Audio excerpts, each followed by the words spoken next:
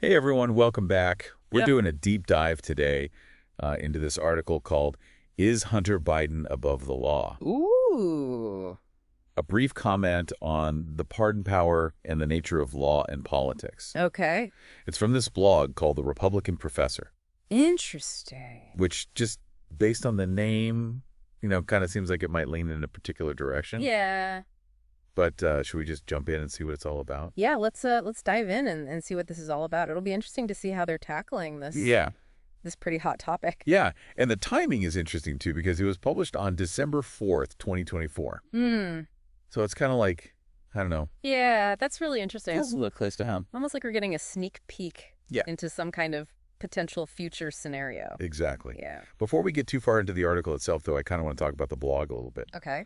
The tagline is, higher education has become a Democrat indoctrination, grade inflation plantation at taxpayer expense. Whoa. Wow. That is They're not pulling any punches. It is. Wow. It definitely sets the tone right away. Right. It makes you wonder if that same kind of pointed rhetoric might carry over into the article's analysis. And speaking of pointed rhetoric, did you see some of the titles for their podcast? Oh, yeah, I did notice those titles. Great inflation will destroy everything you care about. Yeah, like they're sort of laying out their worldview right there. Separation of powers protects individual liberty, and even one that's just called mostly peaceful.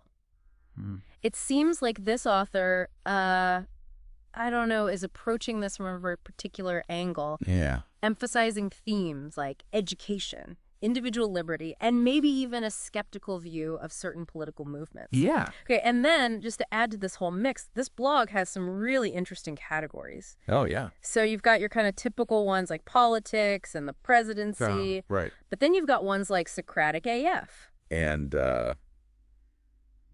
ubiquitous crap that obfuscates the simple mission of education. Wow. Yeah, it's almost like they're trying to create a specific persona, a brand, if you will. You know, they want to be seen as the Republican professor who's not afraid to kind of challenge conventional thinking and ruffle some feathers. speak their mind, maybe ruffle some feathers along the way. Yeah, so we've got this potentially very opinionated author writing on a blog with a very, clear lean and tackling this pretty sensitive topic. Right. Do you think that, I don't know, that context could influence? It's definitely something to keep in mind as we're reading this. Yeah. Remember, understanding the source is crucial. It's like a lens, right? It's a lens. It's a lens through which you... It helps us to evaluate the information critically. Right. And form our own informed opinions. Yeah, okay, so now that we've got that kind of background, Okay. let's look at the actual content of the article itself. Right. What are some of the key things that this author's trying to say about Hunter Biden and this whole pardon power thing? Well, from what I've seen, it doesn't seem like they're focusing on specific accusations against Hunter Biden. It's more like they're using the situation as kind of a jumping off point to talk about this broader concept of presidential pardons. Oh, so... And their potential for abuse. Less about Hunter Biden and more about... Exactly. The principles at stake. Yeah, it's like they're tapping into this long-standing debate about the limits of executive power, Yeah. Whether presidents should even have the ability to grant pardons. Right. Especially to people who are close to them. It's a fascinating question. Okay, so can you give us just like, for those of us who aren't, constitutional scholars or whatever, what's the deal with presidential pardons? Well, a presidential pardon. And why are they so controversial? In the simplest terms, it's like a get-out-of-jail-free card that the president can give to someone who's been convicted. That's some serious power. A federal crime. But why are they so controversial? Well, that's where the controversy comes in, the potential for abuse, right? Yeah. Some people argue that it gives the president too much power. Yeah. And that it can be used to shield friends and allies from accountability. Right. Others argue that it's a necessary check on the judicial system. Okay. And that it can be used to show mercy in cases where it's deserved. So it's a really complex... It sounds like this article is using Hunter Biden to explore this bigger debate. Yeah, by looking at these arguments, I think we can gain a much deeper understanding of this whole issue and all the different perspectives around it. All right, so I'm ready to dig in to the specifics. All right. Before we do that, though, I do want to point out that we don't actually have the full article. Right, we just have excerpts. Yeah. We'll have to be careful. We have excerpts. Not to jump to any conclusions. Right. Yeah, it's like judging a book by its cover. Exactly. Or a blog post by a couple of paragraphs. Or a few paragraphs. But I think, Very... a little mystery makes things a little more interesting. Absolutely. Let's see what we can... Let's piece together the puzzle. Glean from what we have. And see what picture emerges. All right. All right. So let's look at some of these excerpts. Okay. One of the first things that jumps out at me is this this way the author kind of frames this whole issue. Right. Like they ask this question, can a president facing possible defeat pardon his own son, who is the target of a criminal investigation, to shield the son and perhaps himself from indictment and potador prosecution? It's a pretty loaded question, right? It is. And that's a pretty common tactic in persuasive writing, right? Yeah. You're introducing this sense of suspicion and potential wrongdoing before you even get to the evidence. Right. It's almost like they're priming the reader to see things from a particular angle. Exactly. Like, look at the shady situation. Right. Before even explaining what's going on.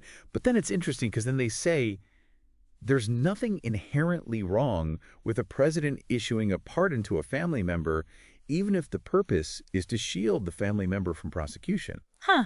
It almost seems like... it's contradictory. It does create some tension there, doesn't it? Yeah. Almost like they're acknowledging the potential for impropriety while simultaneously saying, well, it's not necessarily illegal or unethical. I think it raises a really important point about the difference between what is legal and what's perceived as right or wrong. So just because something is legal doesn't necessarily mean it's the best course of action. Precisely. And that's where things get really tricky, especially when we're talking about something as powerful as a presidential pardon. Yeah. There's a lot of gray area. Yeah. It often comes down to individual interpretation. And, the court of public opinion. So how does the author sort of navigate that gray area? Well, they point to the fact that the pardon power itself isn't explicitly defined in the Constitution. It just says that the president shall have power to grant reprieves and pardons for offenses against the United States, except in cases of impeachment. But it doesn't go on to really define any limits. So it's kind of like a blank check. On that power. They can pardon anyone for anything. That's how some people interpret it. For any reason. Yes, and that's precisely what worries critics of the pardon power. They say, without any clear guidelines, it's too easy for it to be used for personal gain or to obstruct justice. Have there been any other absolutely. big controversies? Presidential pardons. Surrounding presidential pardons? Have a very long and complicated history. And there are tons of examples where they've been used in ways that have raised eyebrows, even sparked outrage. Like what? Well, I mean, one of the most famous examples is President Ford's pardon of Richard Nixon. That was a big one. After the Watergate scandal. Didn't that pardon basically shield Nixon from any legal consequences? Oh, that's right. Ford argued that it was necessary for the country to move on from Watergate. Right. But a lot of people saw it as a blatant abuse of power. Okay. It really shows how this pardon power can be both a tool for healing and also a source of division. So do you think this author's trying to draw a parallel? It seems that way. Between that and... Between Nixon and a potential pardon. And a potential pardon for Hunter Biden. For Hunter Biden, yeah. And they even go on to say, right, perhaps President Ford was right to pardon former President Nixon, but the pardon was deeply unpopular. It may have cost Ford the 1976 presidential election.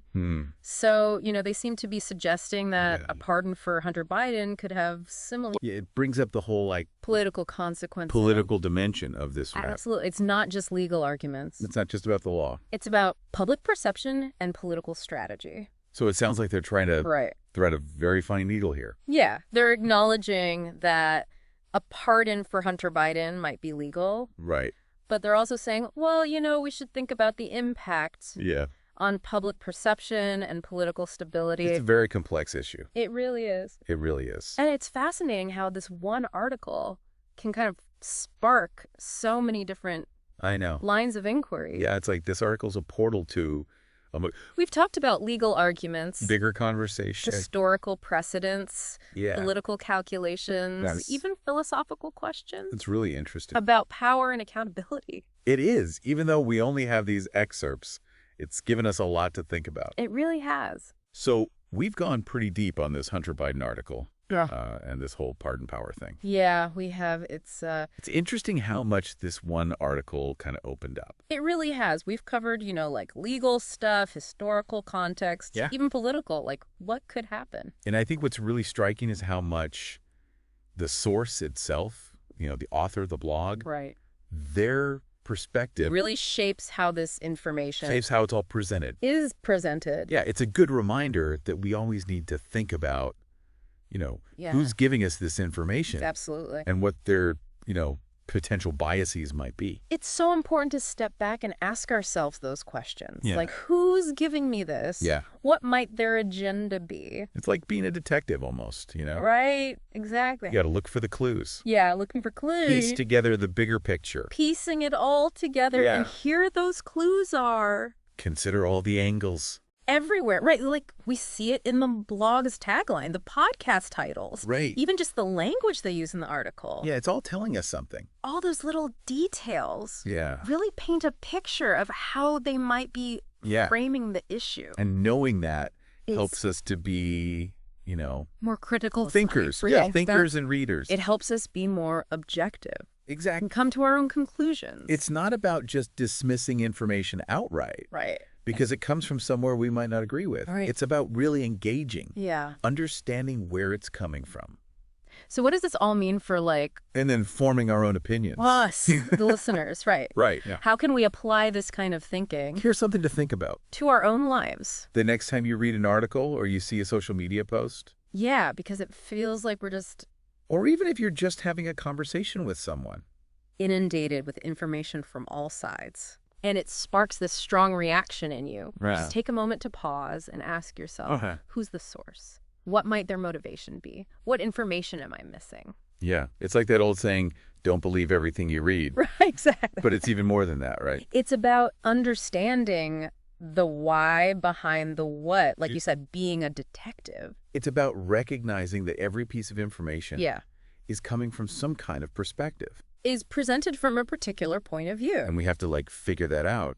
It's our job to kind of unpack that Yeah. and make sense of it for ourselves. It's a skill, right? It is. It takes practice. It takes practice. Yeah. But it's so important, But it's essential for kind of navigating especially in today's world. this crazy, complex world of information we live in today. Well said.